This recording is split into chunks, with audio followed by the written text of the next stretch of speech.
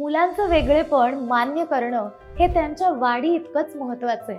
आई म्हणाली, आज पुन्हा त्याच्या शाळेतनं कंप्लेंट आली आहे, त्याच्या वह्या पुन्हा सगळ्या अपूर्ण आहेत, तो कोणाशी बोलत नाही, वेळेवर जेवत नाही, मला ना काहीतरी वेगळं वाटतंय.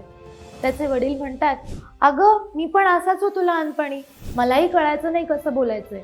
मी इंट्रोवर्ट आहे ना, म्हणून तोही इंट्रोवर्ट आहे, आपण थोडासा वेळ देऊया. ADHD आणि ऑटिझम हे काय आपल्या वेळेत होतं का? ही आजकालची फॅशन आहे.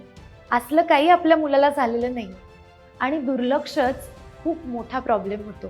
नमस्कार, मी मुग्धा चांदोरकर डाके, आय एम अ सायकोलॉजिस्ट. आज आपण मन धागा धागाच्या या नवीन एपिसोडमध्ये बघणार आहोत आपली मानसिकता स्पेशल मुलांना घेऊन कशी असायला हवी. सो पालक शक्यतो असा विचार करतात की या मुलाला ना शिस्त नाही आहे म्हणून असं होतंय, किंवा सगळं ठीक होईल, आपण अजून थोडासा वेळ देऊयात. मग हेच पालक डॉक्टर किंवा थेरपिस्टकडे जायला टाळतात. फॉर्मल डायग्नोसिस म्हटलं की ते त्याला सरळ नाही, माझ्या मुलामध्ये काही प्रॉब्लेम नाही आहे असं म्हणतात. पण ह्या सगळ्यातनं त्या मुलाचं नुकसान होत राहतं. मग आपण काय करू शकतो? तर ह्या 4 गोष्टी नक्की करून बघा. नंबर 1, नोट डाऊन करा, पण तुलना करू नका. मी लहानपणी असाच होतो असं म्हणू नका. रॅदर तुम्हाला जो जो चेंज दिसतोय तो एका वहीत उतरवून काढा. नंबर 2, शाळेतल्या टीचर्स किंवा काउन्सिलर्सच्या मताला संधी द्या, कारण ते तुमचं मूल रोज 8 तास बघतात. नंबर 3, तुमच्या पाल्याकडे बारकाईने लक्ष द्या.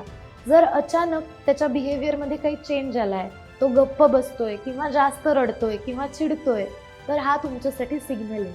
आणि नंबर 4, लेबल नको पण सपोर्ट हवा. निदान हे तुमच्या पाल्याच्या फायद्यासाठी आहे. जर तुम्हाला असा सल्ला मिळत असेल की डॉक्टरकडे जाऊन या किंवा पीडियाट्रिशियन सोबत मीटिंग करा, तर ते इग्नोर करू नका, कारण तुम्हाला जेव्हा निदान होईल तेव्हा आपोआपच जो काही चुकीचा समज असेल तो निघून जाईल.